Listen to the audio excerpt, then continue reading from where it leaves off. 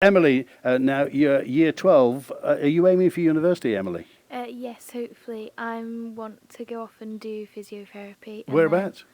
I'm not sure yet. I'm still looking. Why physiotherapy? Well, I wanted to help people get better, but I don't like all the blood and the gore of doing things like the surgery and that. So figured physiotherapy would be a good way to go. Okay. And tell me, QE2's got a great reputation. What do you like about QE2? I like the sense of community and friends that it has. So like everybody sort of knows most of everybody. Jolly good. Yeah. Iliam, I understand you're a big football fan, not? I'm more of a rugby man myself, so Did you watch the Lions at all? I have watched the Lions. Yeah, I was working for the first match, but I watched the second one. Where do you work, by the way? I work at JD Sports. Do you? How many Yeah. days a week do you do that? I do Saturday, Sunday on a 4-hour contract, well, on an 8-hour contract, so 4 hours a day. Can I ask you, do you spend your money or do you save it? I've started saving now. Yeah? I realised I was blowing through it, so I had to start saving. You were but blowing it before, were you? It just went. You know how you'll go and spend a £5 there, £10 there, and you end up having nothing. So I had to start saving for, well, I'm going on a holiday next year and just things like that in general. So How do you find that? I mean, what has it done to you having to work in a retail environment? you learn how to deal with people a lot better because obviously with working at JD, transactions aren't cheap, and when things happen, people can get. It doesn't happen often at all, but when they do, people are a little bit not volatile, but they can be a little bit angry and upset. So you have to learn how to do that professionally and make sure the customer is always happy. Just explain that to me. What do you mean? So, you know, say like someone's being maybe sent the wrong thing, they might come in and they might be a little bit not upset or anything like that, but you know, So they've ordered it online. they've ordered it online. You know, maybe something's happened, maybe the wrong size. It happens very rarely, but you know, you have to just learn to deal with that, and you have to make sure the customer always ends up happy. And yeah, I suppose just make sure the customer's always happy and they always feel comfortable in the shop. Do you get a discount? I do get a discount, yeah. That's good. Next year's Erin, Erin Kelly. Erin, you were talking about junior achievement earlier on. With Yes. were you part of that team? Yeah, we had, I think as a school we had 4 teams go, but yeah, I was part of the team Triskelion.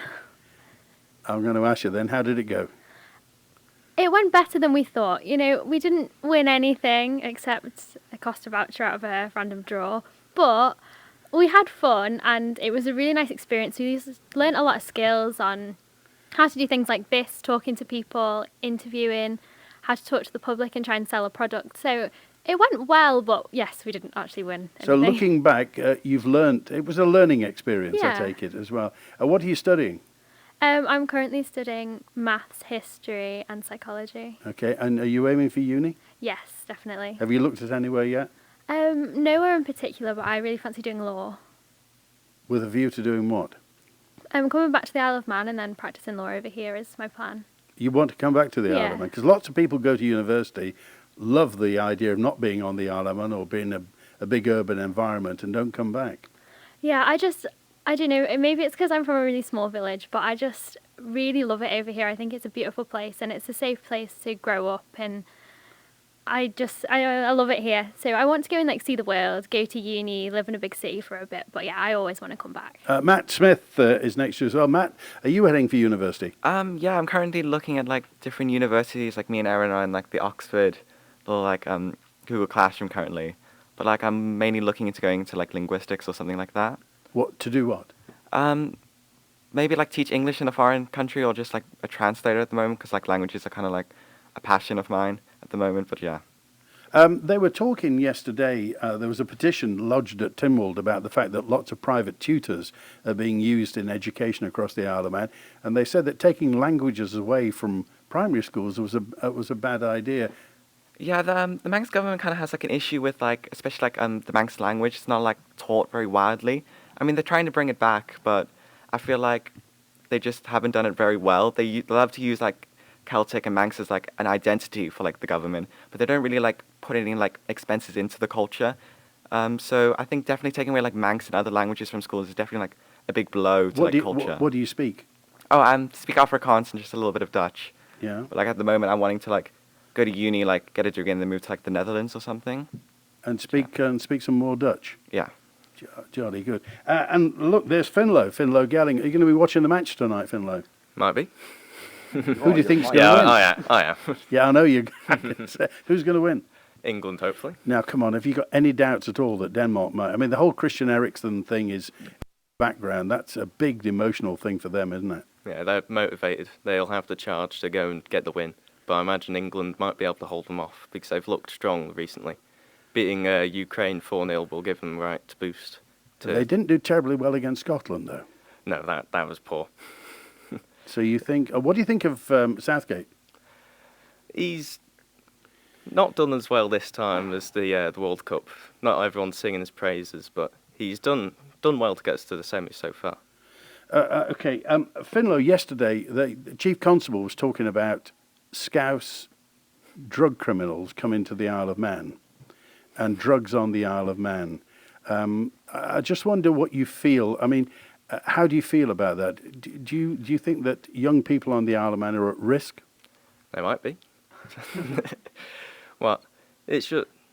My mum works in the post office, so they've managed to take most of the illicit stuff coming through. And then when the people come over to get their money, they don't actually have the stuff they've been sent over. So they might just be getting into harm for nothing which they don't actually deserve. There's something we can do about that. Obviously, we're an island. We can control stuff like that. And drugs going into the community doesn't really do anybody any good. Who do you think should do something about this? Is it government? Is it police? The public? Might be a policing matter, but also public to protect the communities. Like if anyone seems a bit too dodgy or out of place, Yeah. there might be a bit of trouble. Okay, let's go back to Matthew. Are you aiming to be a professional cyclist? Well, I think it's a very competitive environment, and I mean, 10 years ago, cycling was considered a minority sport, and it's just not that anymore. There's such a massive, at the base of the pyramid, at grassroots level, there's such an incredible atmosphere now, given the success of British cycling in the past 5 years. You must have 10 thought years. about it. What does it take to become a professional cyclist? I mean, it's absolute commitment. It's a whole kind of cocktail of things that you've got to have. You've got to have commitment. There's got to be natural talent, time, resources, support. It's really a team effort, and hopefully with a bit of luck and the right training, the right commitment, I'll be able to do that. How much practice do you have to do? I currently put in on the bike about 13 hours a week, and then 2 hours on top of that in the gym as well, so about 15 hours a week, which obviously there's a lot of time. It's a massive time commitment, but when you see what the rewards could be, when you see guys like Cav competing at the Tour and winning after all the adversity he's faced, it's inspiring. What about diet? Yeah, it's important. Do you It's eat vital. chocolate? I do, but I try and keep it in moderation. Everything in moderation is acceptable, but I think it's mainly about fueling and Yeah. what carbs you can get in. Carbs. I've seen these protein. amazing sachets they give them with about 5,000 calories in. Yeah. Is that true? Yeah, it's incredible. I mean, they have gels with and bottles with 80 grams of carbs in per 500 ml, which is a lot. And if your stomach can handle that, then it's going to benefit you. Can a benefit you a lot. professional cyclist afford to drink alcohol? Yes, I think most professional cyclists drink alcohol, but only in the off season, usually, and only in very, very small amounts. Maybe a glass of champagne after a stage win. Talk to me about active travel on the Isle of Man. Lots of politicians are pushing the fact that we should all be riding bikes. Yeah, well, I think it's vital. I've spoken to a couple of massive ambassadors for active travel on the Isle of Man, namely Rob Holden. He's a massive advocate for it, and I tend to agree with him. I think everybody gets bothered in the morning when they're stuck in a traffic jam on their way to work. They turn up late and they're pumping CO2 into the atmosphere no end. But I think simple solutions that can be implemented through infrastructure and the change of attitude and education on the Isle of Man could really change that. Finlay, do you ride a bike? No. Would you be persuaded to ride a bike? No. Have you got a car? No. Will you be getting a car? Maybe soon. Have you? Are you past your driving test at all? Are you taking your test at all? Not started yet. Anyone here taking driving lessons at the moment? Nobody? Are you past your test, Jake? Yeah, I have. I'm almost off my arse now. It's tomorrow, actually. So I passed a year ago tomorrow. Well, yeah, that makes sense, yeah. A year ago tomorrow. And do you drive a car? Yeah, I drive a car. You drive every morning to QE2? Yeah, I do, yeah. Do you feel any commitment to the climate? I mean, if I was going by myself, I think it'd be bad, but I try to fill my car as much as possible. I take my brother and normally my cousin, but he's just finished year 11 now. But I try to fill my car just to make sure there isn't a load, like it's just me by myself in my car going. And Erin, you're on the end talking about farming and what have you. Just how do you feel the climate emergency, the climate change and everything affects farming? Because I mean, beef gets a bad press, doesn't it? It does, yeah. It's something that I pay quite close attention to, really, the social view of how beef and meat is viewed wider. Over here, really, it's still quite strong. The beef market over here, it's still a really, really strong market. Further afield, though, it is starting to decrease, which is a worrying sign. I think it is overplayed, though. The beef impact on climate change is overplayed quite greatly in some respects. However, farming is going to have to move with the times, as driving big diesel tractors around isn't doing any good. Well, they're going to be hydrogen, aren't they? They say because you can't get an electric vehicle that's got enough whack in it to move a combine, so there'll be a hydrogen combine. Yeah, hydrogen, and New Holland, I believe, are bringing out a methane tractor at the end of this year. They're putting it into production, methane powered. I think it's still engine, but because it's methane, it's not producing as much CO2 or nitrous gases as petrol or a diesel, which is a promising sign. It is starting to move, but I think it will take a few decades for the farming industry to catch up, as the cost of these machines to replace is absurd. It's in the thousands per machine, so it will take a long time, as well as the infrastructure as well. Do you want to be a farmer? Long term, yes. Short term, no.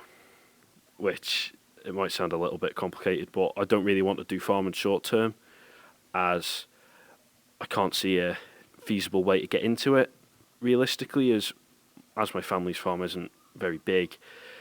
I can't run it full time, and because my dad and my grandparents are still doing it as well, so there's not enough money coming through it to support me. So I'd have to go and have a career elsewhere, which I'm looking into the automotive industry really, and then come back over and hopefully have the means to acquire more land and make it feasible. Good. All right, we're live at QE2 today with Erin and Jake and Matthew and Finlay and Matt and Erin, Iliam and Emily. I'm Andy Winter. We're back in a moment.